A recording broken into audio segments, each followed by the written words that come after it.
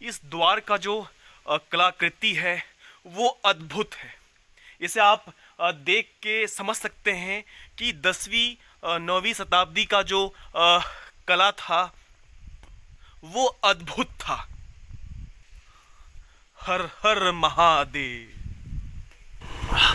90 kilometre का दूरी तय करके 3 घंटा के मशक्कत के बाद आखिरकार हम डीपाडी के सामत सरना के द्वार पर पहुंच ही गए।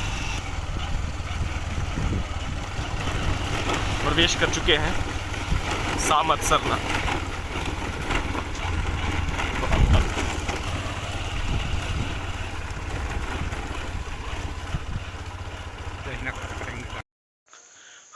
तो डीपाडी कन्हर और गलफुल्ला नदी के संगम पर स्थित महत्वपूर्ण पुरातात्विक स्थल है। ये एक देव स्थल है, तो अपन को चप्पल बाहर ही छोड़ना है। पुराने पुराने पेड़ हैं।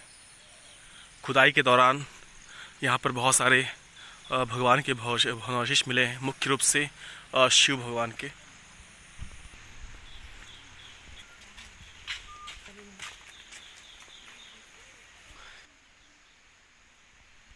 ये शार्दुल है और ये 10वीं 11वीं शताब्दी ईस्वी का है। ये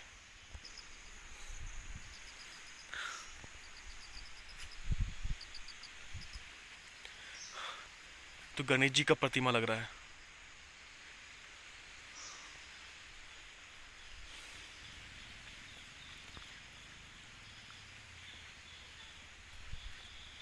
सभी पुराने हैं, 9वीं 10वीं शताब्दी ईस्वी के हैं सब।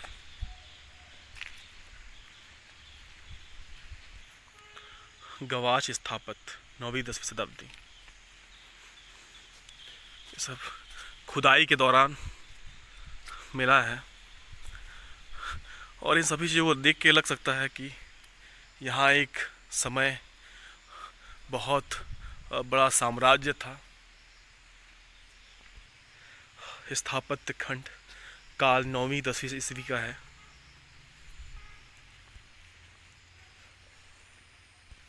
अभी तो इसका रख रखाव और देख रेख के लिए यहाँ पर हैं, लेकिन एक समय ऐसा था यहाँ पर देख रेख के लिए कोई था नहीं, तो बहुत सारी मूर्तियाँ जो हैं यहाँ से आज से चोरी हो गया है। ये शिवलिंग रहा होगा जो खंडित हो गया है अभी। ओम नमः शिवाय, ओम नमः शिवाय। नंदराज।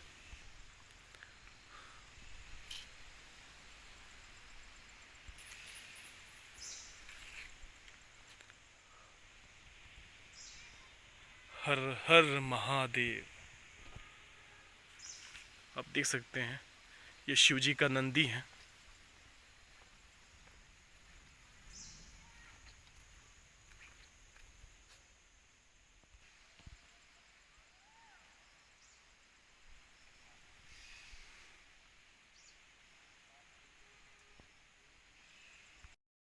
ये 2 किलोमीटर के क्षेत्र में प्राचीन भग्न मंदिरों के अवशेष यहाँ पर फैले हुए हैं।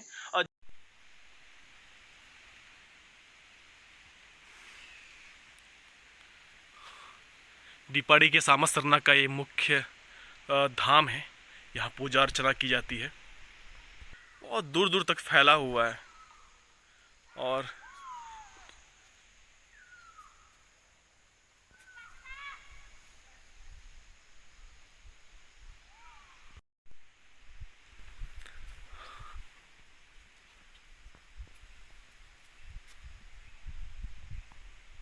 हर हर महादेव। जनश्रुति के अनुसार यहाँ टांगीनाथ और सामत राजा के मध्य भयंकर युद्ध हुआ था, जिसमें राजा की वीरगति प्राप्त करने के पश्चात उसकी रानियां बावड़ी में कूदकर प्राण त्याग दी थी। अतः यह स्थल सामत सरना के नाम से प्रसिद्ध है। डीपाडी में वर्ष 1987 से उत्खनन कार्य प्रारंभ कर क्रमशः भग्न मंदिरों की अनावृत किया गया है। उत्खनन में शैव, शौर, वैष्णव तथा शाक्त धर्म से संबंधित अवशेष प्राप्त हुए हैं। यहाँ की शिल्पकला में शास्त्रीय परंपरा और स्थानीय प्रवृत्तियों का सामंजस्य हमें देखने को मिलता है। डीपाडी के शिल्प कला में तालमान और सौंदर्य, भावभिक्ति और मौलिकता का असंतुलित प्रवाह है। पूरा पुरातात्वीय प्रमाणों के आधार पर डीपाडी का सांस्कृतिक वैभव 8वीं सदी से लेके 12वीं सदी ईस्वी तक प्रखरता से प्रकाशित होता रहा है। अपन वहाँ देखे, यहाँ देखे, यहाँ भी है, मतलब कई सारे शिवलिंग यहाँ पर आपको देखने को मिलेंगे। और ऐसा बोला जाता है कि सामंत राजा के साम्राज्य में ये निर्माण कार्य हुआ था।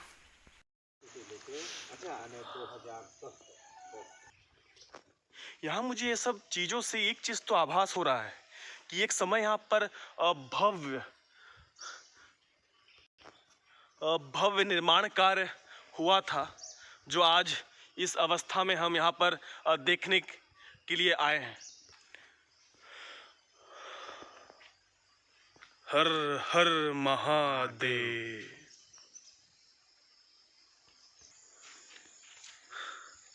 देवों के देव महादेव, महादेव।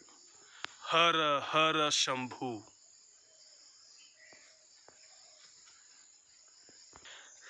मतलब छोटा से छोटा टुकड़ा में ही कुछ ना कुछ कलाकृति है उसमें। हाँ, उस समय का हाँ। जो साम्राज्य था सामंत राजा का। अरे यहाँ पता, इस पत्थर में भी कुछ ना कुछ होगा, बताते हैं कि। और ऐसा कहा जाता है कि जब यहाँ पे इसके आसपास जब सामंत सरना की और डीपाडी एरिया में जब पुराने लोग जोताई करते थे, हल चलाते थे, तो कई सारे सिक्के मिले हैं पुराने।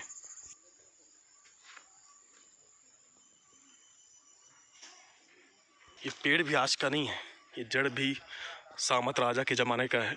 ये झाड़ झंगड़ के अंदर भी कई सारे अवशेष हैं जो दिखाई नहीं दे रहा है ठीक से। ये भी भोलेनाथ का ही खंडित शिवलिंग है। मतलब यहाँ पे कुल मिला के भोलेनाथ ही भोलेनाथ, हर हर शंभू का ही माहौल है। भोलेनाथ को बहुत प्रिय है पीपल का पेड़, वो भी है। देख रहे हैं झाड़ झंगड़ में हर जगह कलाकृति।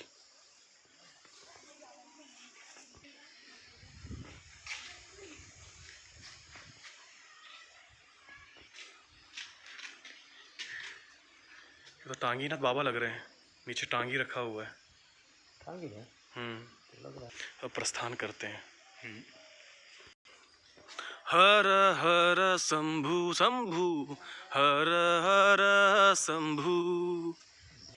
मतलब इसके अंदर में बहुत सारी मूर्तियां रखी गई हैं कि बाहर से चोरी होने का खतरा है, जिस कारण से इसके अंदर बहुत सारे आप मूर्तियां रख दिया गया है।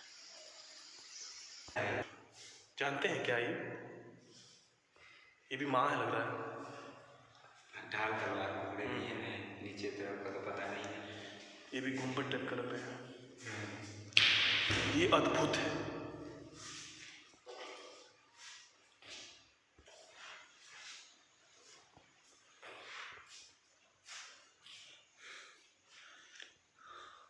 ये भी अद्भुत है।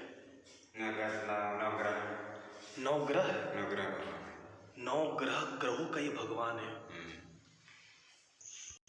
ये काल भैरव है। काल भैरव ये शिव पार्वती माँ का तस्वीर है, मूर्ति है, सॉरी। अद्भुत कलाकृति उस समय का। गणपति शिव जी से जुड़ा हुआ ही सारी चीजें हैं।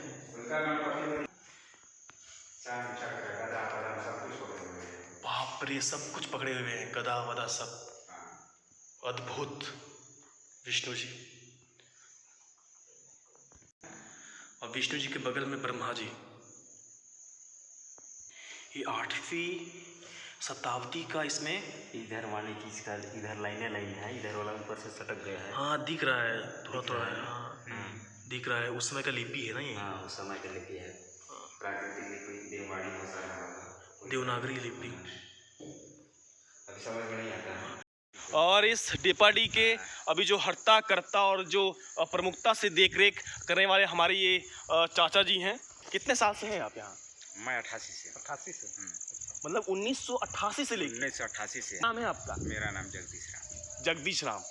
तो पूरा छत्तीसगढ़ ही नहीं, पूरा भारतवर्ष आपका आभारी है कि यहाँ पर खुदाई के दौरान जो भग्नावशेष मिले हैं उनका देख रेख में ये तत्परता से यहाँ 1988 से 1988 से लगे हुए हैं। मतलब इनका जो नियुक्ति है वो पुरातात्विक विभाग के द्वारा किया गया था 1988 में, और तब से लेके अभी तक इनका जो कार्य भार है वो सामत सरना का ही है। मतलब कि 1987 में विवेक ढाड़ सर कलेक्टर थे। हाँ। उनके प्रकाश में ये डिपाडी एरिया आया और यहाँ का भग्नावशेष उनके सामने आया। उसके बाद 1988 में यहाँ के लोगों के द्वारा यहाँ पे खुदाई किया गया, और खुदाई के दौरान उस दरमियान उतना देख रेख का थोड़ा कमी था, जिस कारण से जो छोटी छोटी अच्छी मूर्तियाँ थी वो चोरी हो गया। लेकिन उसके बाद लोगों में जागरूकता आया, सरकार थोड़ा सतर्क हुआ। उसके बाद हमारे पुरातात्विक विभाग के द्वारा 1988 से लेके अब तक इसका देखरेख किया जा रहा है। आपका बहुत बहुत धन्यवाद, इतना सारा जानकारी आपने डिपाडी से जुड़ा हुआ दिए।